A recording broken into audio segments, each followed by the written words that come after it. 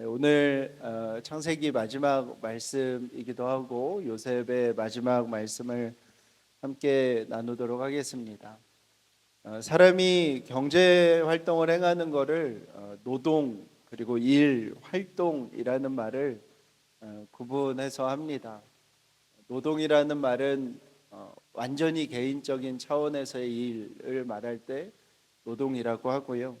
또 일은 개인적인 것과 공적인 일이 내 일에 함께 있을 때 우리는 일이라고 표현을 하고, 활동은 더 개인적인 것은 거의 없이 거의 공적 영역에 기여하는 일들을 활동이라고 이야기를 합니다. 모든 사람의 삶이 숭고한 이유는 다 밥벌이에 있습니다. 이 땅에 속한 모든 사람들이 어, 밥을 먹기 위해서 노동을 하고 그 노동으로 가족을 부양하고 생계를 책임지며 살아가는 것 그 자체가 숭고하고 거룩한 일이기 때문에 그렇습니다. 우리가 거룩함을 느껴야 하는 순간 중에 저는 밥상을 맞이할 때 거룩함을 느끼는 것이 참 중요하다고 싶습니다. 이 한 끼의 식사, 밥상이 오기까지 수많은 사람의 노동의 숭고함에 대하여 감사하는 것이 우리가 하나님을 향한 또 이웃을 향한 우리의 마음의 시작이라고도 싶습니다. 근데 이 밥벌이는 또 한편으로는 모든 것을 합리화시킬 수 있는 도구이기도 합니다. 숭고함과 거룩함의 단어이기도 하지만 모든 문제를 다 덮을 수 있는 단어이기도 하지요. 다 먹고 살자고 하는 거 아닙니까? 나도 밥벌이는 해야죠 라는 말을 하면 누구도 그 다음 말을 쉽게 할 수 없기 때문입니다. 우리가 살아가는 삶은 이 딜레마 속에서 살아가는 삶이라고 싶습니다. 그렇기 때문에 우리의 현실 앞에 펼쳐진 현실 앞에서 가장 고약한 현실은 늘 밥벌이라고 생각이 듭니다. 신앙을 가진다는 건, 또 우리가 하나님 나라에 속하여 삶을 살아간다는 것, 또 우리가 이 현실의 제국 속에서 하나님을 믿는 다른 믿음을 가지고 살아간다는 것은, 그래서 어떤 영역에서 나타날 수밖에 없냐면 바로 이 밥벌이의 영역에서 나타날 수밖에 없습니다. 오늘은 그 관점으로 요셉 이야기의 마지막을 우리가 살펴보려고 합니다. 야곱과 그 일가가 이제 고센 땅에 정착을 했습니다. 그리고 지극히 현실적인 삶을 살아가는데 그 현실은 바로의 종이 되어 살아가는 것입니다. 그리고 기근이 닥쳐서 북아프리카뿐만 아니라 그 지중해 전역에 엄청난 기근이 온 그 때를 이제 야곱과 일가가 살아가게 됩니다. 곡식을 거둘 수 없던 이집트, 가나안 땅의 사람들은 돈을 가지고 이제 곡식을 자기의 땅에서 거둘 수 없어서 이제 이집트로 향하게 되는 일들이 일어납니다. 근데 그 과정에서 요셉이 총리로서 하는 일들이 나타나는 게 오늘 본문이에요. 처음에는 사람들에게 요셉이 돈을 받고 음식을 나눠줍니다. 근데 기근이 길어지자 어떤 일이 일어나냐면 돈이 다 떨어져요. 그래서 사람들은 다음으로는 가축을 가지고 이집트를 향하기 시작합니다. 기근의 막바지에는 근데 가축도 다 사라지게 됩니다. 농경사회 속에서 가축은 삶의 근거와 같은 것입니다. 가축이 없으면 생산성을 높일 수 없기 때문에 가축은 곧 미래를 담보하는 일과 동일한 거예요. 사람들은 당장에 먹을 것을 위해서 자기의 미래를 팔아서 먹을 거를 사는 처지가 됩니다. 근데 그 가축도 이제 다 떨어져 갑니다. 그래서 기근의 막바지가 되어서는 사람들이 이제 땅을 바로에게 가져옵니다. 땅에 대한 권리를 바로에게 드리고 음식물을 받아가는 모습이 오늘 본문의 말씀이고요. 이제 바로가 이집트 전역의 모든 땅도, 가나안 전역의 모든 땅도 다 누구의 땅이 되냐면 바로의 땅이 됩니다. 인류학자 사피엔스 책에도 나오지만 인류학자들은 왕이 등장하게 된 이유가 땅의 분배 문제 때문이라고 이야기를 합니다. 수렵 채집을 하던 인류가 농경혁명을 겪으면서 농사가 주된 일이 되고, 농사가 주된 일이 되면서 땅이 가장 중요한 가치를 지닌 것이 되자 결국 그 땅에서 난 것을 분배하고 땅을 분배하는 힘을 가진 존재가 필요했는데, 그게 이제 중앙 집권화된 왕의 등장이지요. 그리고 그 권력은 삶이 어려워지면 어려워질수록 큰 힘을 발휘하고 더 모든 걸 차지하게 됩니다. 오늘 말씀은 그 모습을 보여줍니다. 이제 이집트 제국은 돈, 가축, 땅, 현재, 미래 모든 것을 다 차지하는, 모든 것을 제패하는 제국이 되었습니다. 그리고 그 제국 속에 요셉이 관리자가 되어 살아갑니다. 여기까지는 우리가 요셉을 더 이해하려고 애써도 괜찮을 것 같아요.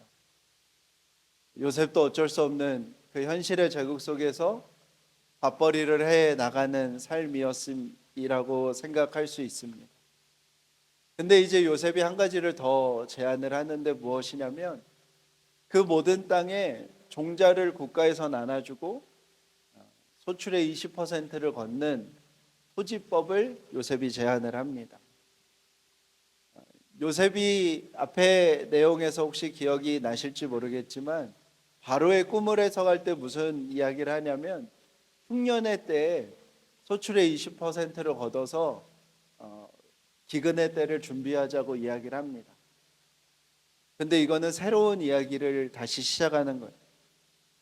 흉년의 때에 세금의 20%를 풍년의 때와 똑같이 거두자는 얘기를 요셉이 하고 있는 겁니다. 풍년의 때에도 20% 소출을 걷는 것은 매우 쉽지 않은 일이었을 텐데, 백성들은 이제 심어도 무엇이 거둬질지 모르는 상황 속에서 20%를 왕에게 바쳐야 하는 일이 됩니다.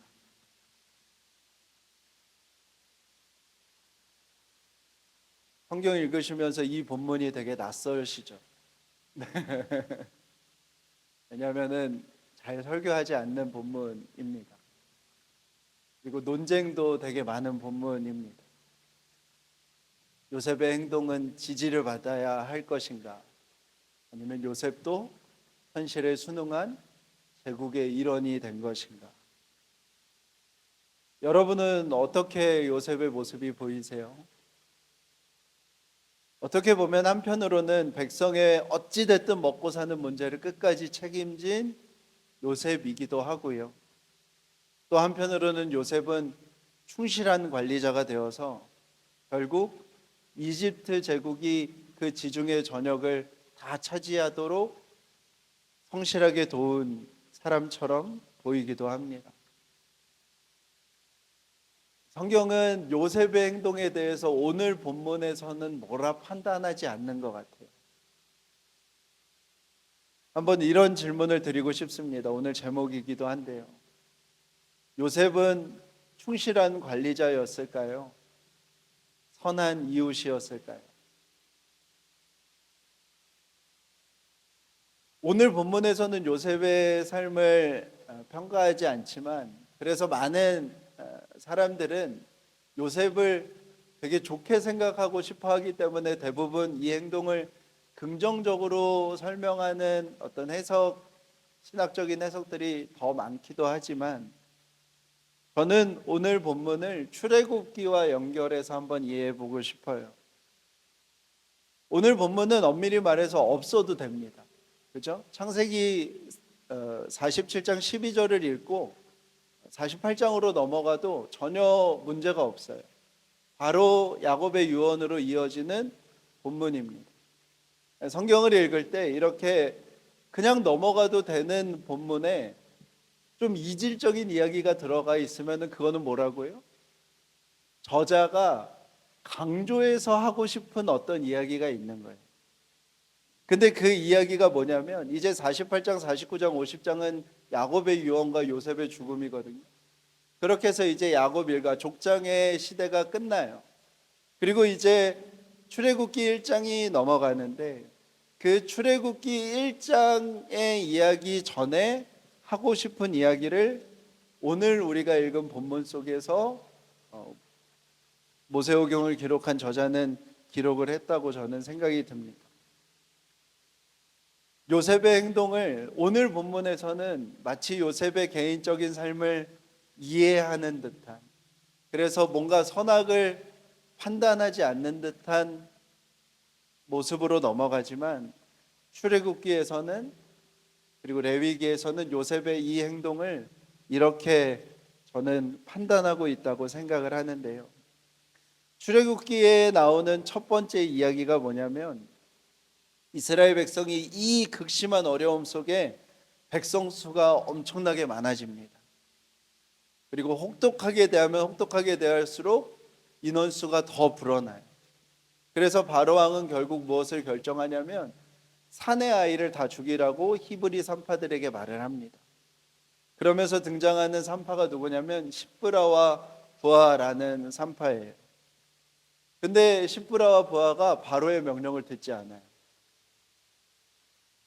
남자애들이 계속 살아있으니까 바로가 화고 나서 히브리 산파인 십브라와 부하를 불러서 얘기를 합니다.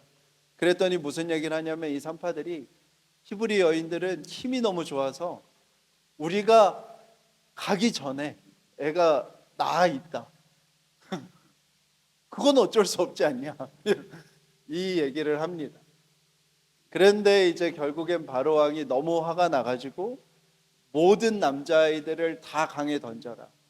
2년 아래에 있는 모든 남자아이들을 다 강에 던지라는 이야기를 하고요.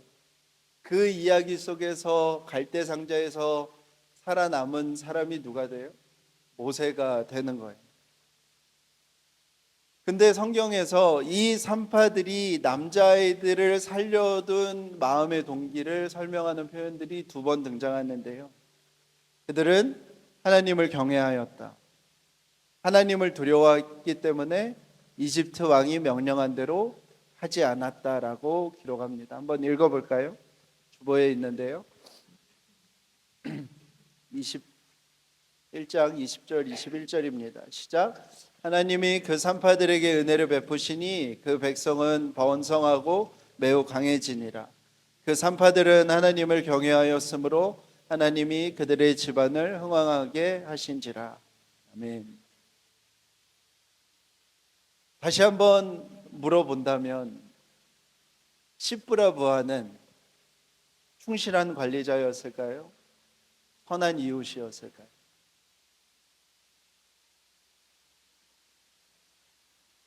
요셉의 이야기의 결론, 창세기의 이야기의 결론은 결국 어떤 걸로 결론을 맺는 거냐면 이집트 제국이 바로 왕이 모든 땅을 다 차지했다는 거예요. 근데 출애굽기의 이야기는, 출애굽기의 결론은 반대로 무엇이냐면 하나님이 이스라엘 사람들에게 땅을 주셨다는 겁니다. 하나님께서 이스라엘 백성을 새로운 땅으로 인도하셔서 그 땅은 젖과 꿀이 흐르는 땅이고 언약의 땅이어서 완전히 대비되는 한 이야기를 하는데 창세기의 결론은 이집트와 바로 왕이 모든 땅을 차지하였다는 것이고, 출애굽기의 결론은, 출애굽기와 이제 나머지 모세오경의 결론은 하나님께서 말씀하신 대로 이스라엘에게 자신이 약속한 땅을 다 분배하셨다는 것. 새로운 하나님의 나라는 왕에게 땅을 상납하는 것이 아니라 하나님께서 땅을 나눠주시는 것이고, 지파별로 가문별로 땅을 분배받습니다. 그리고 그 정점의 모습은 무엇에서 나타나냐면 희년 제도에서 나타나요. 하나님이 모든 가문별로 땅을 분배받게 하시고요, 50년이 되는 해를 희년이라 선포하게 하셨습니다. 이스라엘의 역사는 이제 50년 단위로 이어져 가는 거예요. 50년이 되면 희년을 선포합니다. 이집트 제국을 나와서 하나님 나라를 살아간다는 이스라엘의 본질과 같은 삶의 정신은 무엇에 담겨 있냐면 바로 이 희년에 담겨 있는 거예요. 이스라엘 백성은 땅을 분배받아요. 그러면은 그 땅에 대한 청지기로서 살아갑니다. 어떤 사람이 일을 하지 않거나 소출을 관리하지 못하거나 욕망에 휩싸여서 헛된 마음으로 관리하지 못하면 그에 대한 책임을 져야 됩니다. 그 책임이 뭐냐면 내 땅을 다른 사람에게 빼앗겨서 내가 소장농이 되고 우리 가족이 그 집의 종이 되는 거예요. 그러니까 하나님께서는 사람의 책임을 물으십니다. 사람의 책임을 면하시는 분이 하나님이 아니세요. 책임의 값을 치러야 됩니다. 그런데 하나님이 명령하신 것은 무엇이냐면 그 가난을 대물림시키지 말라는 거예요. 모든 땅을, 그런 어려움들이 결국 어떤 힘을 가진 사람이 모든 땅을 차지하는 세상이 되지 않도록 하나님께서 이스라엘에게 무엇을 말씀하신 것이냐면 희년을 두어서 50년마다 다 제자리에 돌려놓으라는 겁니다. 그러면 50년이 되면 원래 분배를 받았던 땅대로 모든 거는 다 되돌려 놔야 합니다. 우리 레위기에 있는 말씀 한번 읽어볼 텐데요. 8절에서 12절 그리고 38장에서 43절 교독해 보겠습니다. 너는 7 안식년을 계수할지니 이는 7년이 7번인즉 안식년 7번 동안 곧 49년이라. 7째 달 여름날은 속죄일이니 너는 뿔나팔 소리를 내되 전국에서 뿔나팔을 크게 불지며 너희는 50년째 해를 거룩하게 하여 그 땅에 있는 모든 주민을 위하여 자유를 공포하라. 이 해는 너희에게 희년이니 너희는 각각 자기의 소유지로 돌아가며 각각 자기의 가족에게로 돌아갈지며 그 50년째에는 너희의 희년이니 너희는 파종하지 말며 스스로 난 것을 거두지 말며 가꾸지 아니한 포도를 거두지 말라. 이는 희년이니 너희에게 거룩함이니라. 너희는 밭의 소출을 먹으리라. 38절이요. 나는 너희의 하나님이 되며 또 가나안 땅을 너희에게 주려고 애굽 땅에서 너희를 인도하여 낸 너희의 하나님 여호와이니라.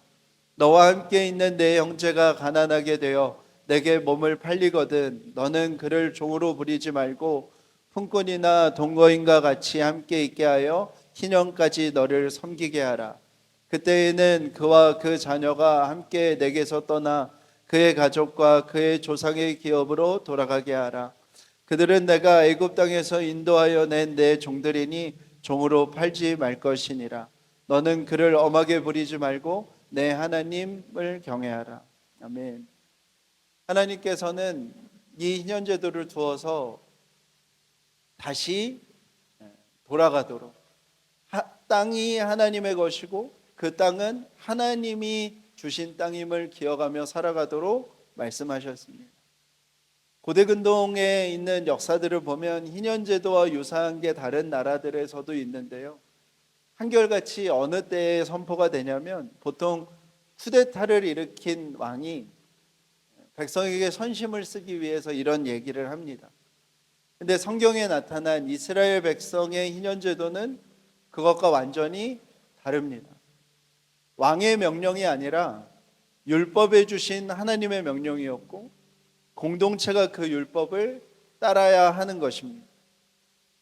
왕이 자기를 위하여 땅을 차지하고 있는 것이 아니라 하나님께서 허락해 주신 땅임을 기억하며 모든 사람들에게 자유를 회복시켜 주는 일이 희년이었고 토지는 하나님의 것임을 고백하는 것이 희년이었습니다. 그리고 공동체는 하나님의 백성으로 부름을 받은 공동체는 그 회복을 시키는 것이 공동체의 최고의 가침을 말씀하는 것이 희년이었습니다. 이스라엘은 희년을 지켰을까요? 한 번도 지키지 않았습니다. 왜요? 출애굽기와 이제 사사기로 넘어가면서 이스라엘이 원했던 것이 무엇이죠? 그들도 왕을 원했습니다. 이 희년제도에 비추어서 요셉을 보면 성경은 요셉의 이 행동들을 지지하지 않는 것임을 알 수 있습니다. 다시 한번 물어볼까요? 요셉은 충실한 관리자였을까요? 선한 이웃이었을까요? 오늘 본문에서는 마치 요셉의 행동을 어떤 선과 악의 기준으로 판단하지 않는 듯 보입니다. 그러나 한 가지 확실한 건 요셉의 이 마지막 행동을 출애굽기가 받아서 출애굽기로 시작되는 이스라엘의 역사의 시작과 이스라엘이 가나안 땅으로 들어가는 그 목적지에서 행해야 되는 일을 알려주는 말씀입니다. 성경은 저와 여러분이 이 땅에서, 이 제국에서 살아가고 이 현실의 땅에서 하나님 나라를 이루어가는 삶임을 이야기하는데요, 우리에게도 이 질문은 매우 중요하다고 싶습니다. 사랑하는 여러분, 저와 여러분은 충실한 관리자로 살아가고 있습니까? 선한 이웃으로 살아가고 있습니까? 우리가 무언가를 판단할 때, 사실에 기반하여서 무언가를 판단할 때 우리는 육하 원칙을 사용하죠. 누가 언제 어디서 무엇을 어떻게 왜, 이 6가지를 가지고 판단을 하는데, 최재청 교수는 누가 언제 어디서 무엇을 어디서라는 이 5가지를 동물도 동일하게 사용한다고 해요. 그러니까 동물도 자기에게 일어난 무슨 일을 누구에게 전달할 때 이 5가지를 다 포함해서 정보를 전달한다고 합니다.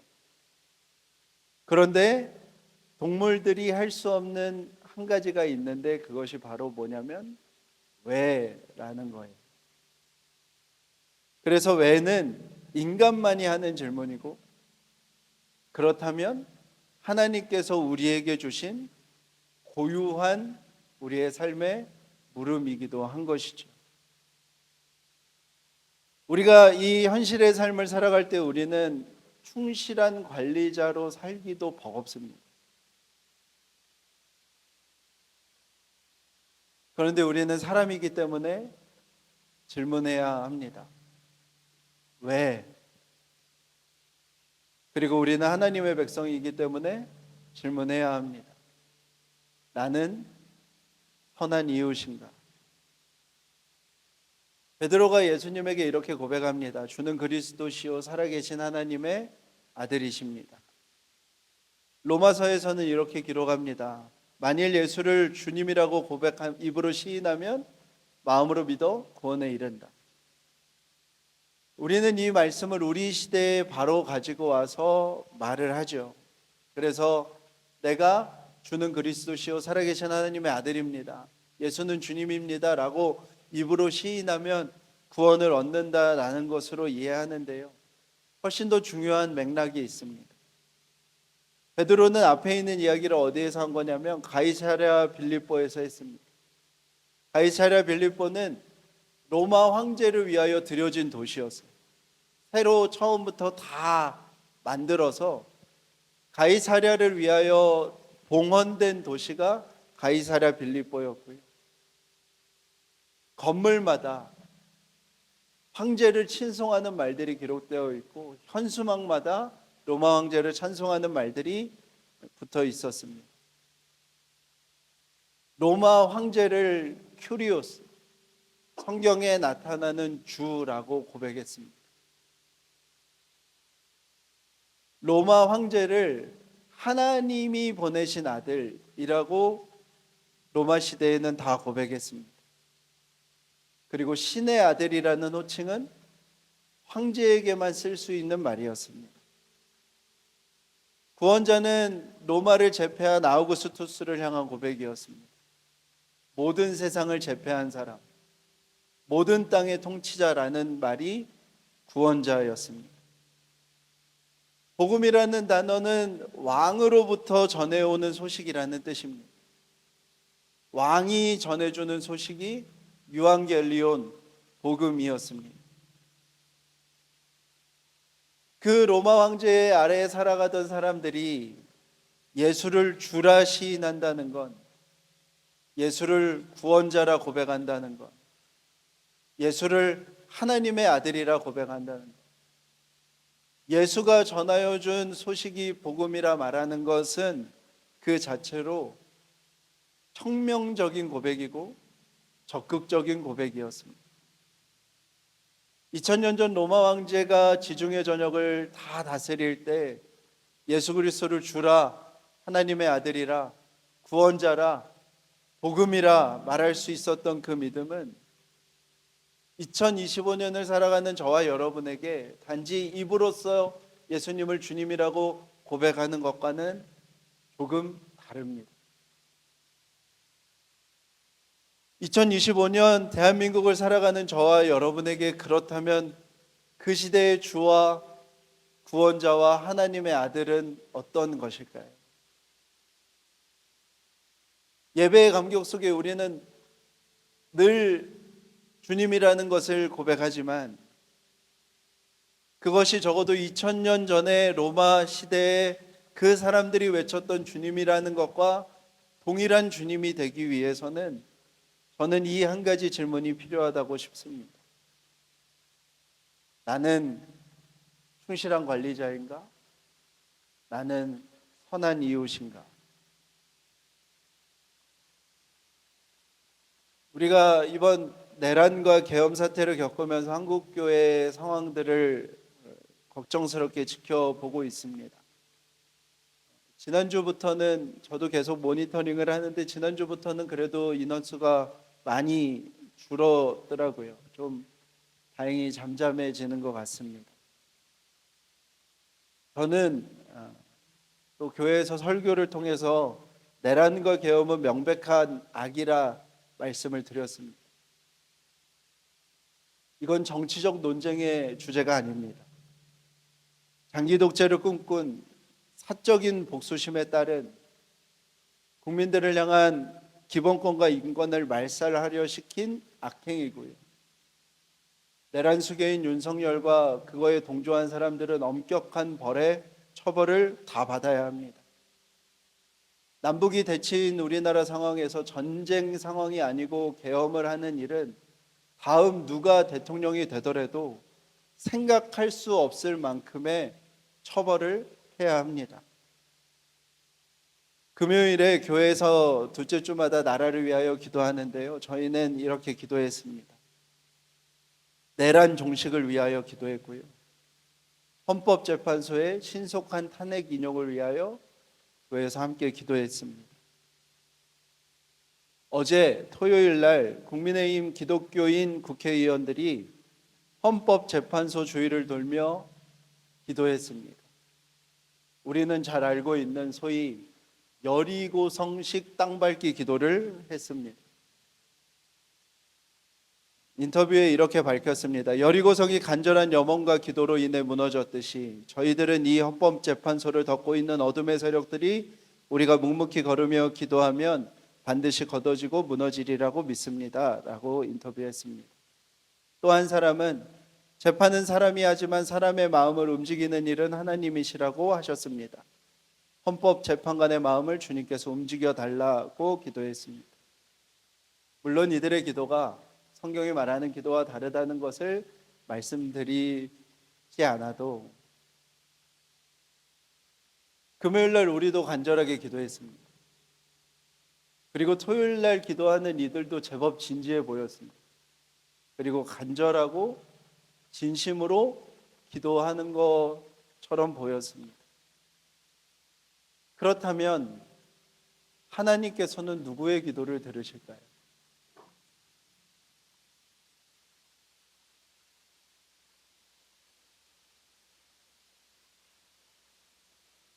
역시 우리가 신앙생활을 하면서 이 질문을 안 하는 채 신앙생활을 하면 우리는 늘 오류에 빠질 수 있습니다.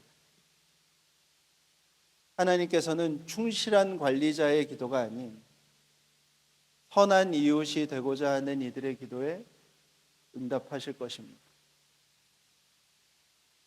헌법재판소를 여리고성이라 칭하고 헌법재판소가 무너지고 그곳에 있는 자들을 말살해야 한다는 자신들의 위치에서 더 나은 관리자가 되기 위하여 기도하는 이의 기도가 아닌 선한 이웃을 위하여 살아가는 이들의 기도를 들으시고 요구하시는 하나님이십니다. 우리는 이 현실의 제국 속에서 어쩔 수 없이 한 부분에 충실한 관리자로 다 살아갑니다. 그래서 열심을 내고 충성을 다하고 헌신하는 것이 아름답고 숭고하고 거룩한 일로 되어져 살아갑니다. 그리고 우리 모두 그 충실한 관리자가 되기 위하여 애써야만 그렇게 살 수 있습니다. 근데 거기에 함정이 있습니다. 선한 이웃인지를 묻지 않으면 우리도 알지 못한 채 현실의 제국만을 위하여 살아가는 사람들이 되기 쉽습니다. 왜 대부분의 교회에서 지금 침묵할까? 왜 많은 교회가 악을 악이라 말할 수 없을까? 설명하기 어렵지만 또 설명하기 너무 간편하고 쉬운 것은 모두가 충실한 관리자로서 살아가고 있기 때문이죠. 우리는 이 현실의 제국을 살아갈 때 이 질문을 이따금씩 멈춰서 해야 합니다. 나는 선한 이웃으로 살아가고 있는가? 이번 주에 선한 사마리아인 비유를 우리가 한 번 더 묵상했습니다. 율법 교사가 자기를 옳게 보이려고 예수님에게 질문하는 질문 속에서 예수님이 대답하시는 게 선한 사마리아인 비유입니다. 강도를 만나서 피를 흘리는 사람이 옷이 벗겨진 채 있습니다. 옷이 벗겨져 있다는 것은 그 사람의 민족이나 신분을 알 수 없다는 거예요. 그 사람의 민족이나 신분을 알 수 없다는 건 나와의 연관성을 찾을 수가 없다는 겁니다. 나와 삶이 겹치는 영역이 하나도 없는 어느 한 사람이 피를 흘리고 쓰러져 있는 상황이에요. 근데 그 사람을 보며 종교의 한복판에서 살아가는 제사장이 그냥 지나갑니다. 스스로 거룩한 자라 구별하였던 레위인이 그냥 지나쳐요. 제사장도 레위인도 다 어떤 사람들이냐면 충실한 관리자예요. 왜요? 만약에 그 사람이 숨이 이미 그친 시체라면 자신들은 자신이 드려야 되는 제사를 집례할 수 없습니다. 그렇기 때문에 내 일을 위해서라면 그 사람을 모른 채 하고 지나가는 게 충실한 관리자로서의 덕목에 더 부합합니다. 그들은 율법으로 제사장과 레위인은 무엇을 하는 사람인가, 제사장과 레위인으로서 충실한 삶은 무엇인가 엄청 연구했을 거예요. 늘 세미나를 했을 거예요. 신앙생활은 매우 고차원적이어서 매우 복잡하고 어려운 것이어서 탐구하고 연구해야만 알 수 있는 것처럼 생각했을 거예요. 그런데 정작 그들에게 이 중요한 질문 하나가 빠진 거예요. 무엇이죠? 나는 선한 이웃으로 살아가고 있는가? 그곳에 사마리아인이 지나갑니다. 그곳에 사마리아인은 어떤 사람이냐면 그 충실한 관리자들이 율법 연구의 결과로 부정한 사람이라고 말했던 사람이에요. 율법교사, 제사장, 레위인 공통적으로 부정한 사람이라고 혐오의 대상이라고 삼았던 사마리아인이 자기랑 무관한 사람에게 다가가 숨이 있는지를 확인하는 겁니다. 그리고 여관으로 데리고 가서 저녁이 될 때까지 자기가 준비했던 기름과 포도주로 그 사람을 고치고요. 시간이 길어지자 여관 주인에게 내가 값을 다 지불할 테니 저 사람이 의식이 돌아와서 자기가 누구인지를 말할 수 있을 때까지 간호해 달라고 얘기합니다. 그리고 예수님이 율법교사에게 묻는 거예요. 누가 강도 만난 자의 이웃이냐? 예수님께서 충실한 관리자에게 묻는 거예요. 너는 선한 이웃이냐? 참 어려운 것은 우리가 충실한 관리자로 살아가기도 너무 어려워요. 그것도 너무 버거워요. 현실의 삶에서. 그리고 충실한 관리자로서만 성실하게 살아도요, 너무너무 훌륭한 삶이에요. 그런데 우리에게는 어떤 순간이 있는 거냐면 성령님께서 우리 안에 어느 순간 괴롭히는 그 질문이 들게 하시는 거예요. 왜? 라는 것을 묻고 나는 선한 이유신가를 묻는 그 상황이 있는 것이죠. 한 교회에서 가정이 있는 전도사가 여자 청년을 강간미수한 일이 있었습니다. 그 전도사는 담임자에게 되게 사랑을 받던 전도사였고 교회는 막 건축을 시작했기 때문에 담임자는 그 일을 덮고 지나가기를 바랬어요. 그리고 피해를 당한 청년에게 오히려 너가 용서했으면 좋겠다 라는 말을 했습니다. 여러분, 그 청년이 속한 청년부 목사라면 여러분은 어떻게 하시겠어요?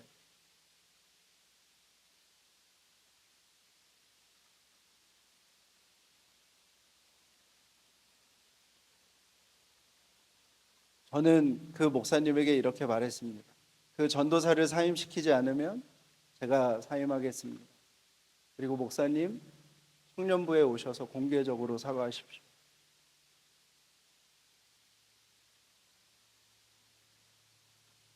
그 일을 겪고 저는 담임자와 거리가 생길 수밖에 없었고 결국 그 교회를 여러 가지 사정 이후에 나올 수밖에 없었습니다.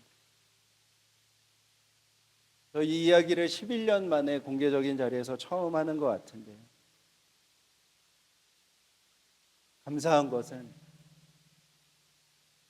10년이 지났지만 충실한 관리자로 그때 서 있지 않았던 것에 감사한 마음입니다. 그리고 제 삶에 되게 큰 분기점이 되기도 했던 시작이었습니다. 충실한 관리자로만 살지 않기로 시작한 그 일이기도 했습니다. 제 삶이 늘 선한 이웃이었는가라는 질문에 저는 그렇다고 대답은 못하겠습니다. 하나님이 우리에게 그것을 바라시는 것도 아니라고 저는 생각이 듭니다. 충실한 관리자로서 애를 쓰면서 살아가지만 우리 안에 성령님께서 우리를 어느 순간 괴롭히실 때 우리의 목표가 충실한 관리자가 아니라 선한 이웃에 있음을 믿고 살아가는 저와 여러분이 되었으면 좋겠습니다. 오늘 본문은 참 묘한 본문입니다. 한편으로는 요셉 개인의 삶을 하나님이 이해하시는 것 같기도 하고 또 그러나 출애굽기 1장부터는 마치 요셉을 향하여 말씀하시는 것 같기도 한 본문입니다. 오늘 말씀을 저는 이렇게 정리하고 싶습니다. 우리는 충실한 관리자로 이 현실의 땅을 살아갑니다. 그러나 거기에 목표가 있지 않고 우리에게는 선한 이웃이라는 목표가 있습니다. 늘 선한 이웃으로 살 수는 없지만 충실한 관리자 그 이상의 것이 있음을 기억하며 살아가는 것. 그것이 하나님께서 우리에게 바라시는 이 현실이라는 제국 속에서의 삶임을 믿습니다. 그 믿음을 가지고 살아가는 저와 여러분의 삶이 되었으면 좋겠습니다. 함께 찬양하겠습니다.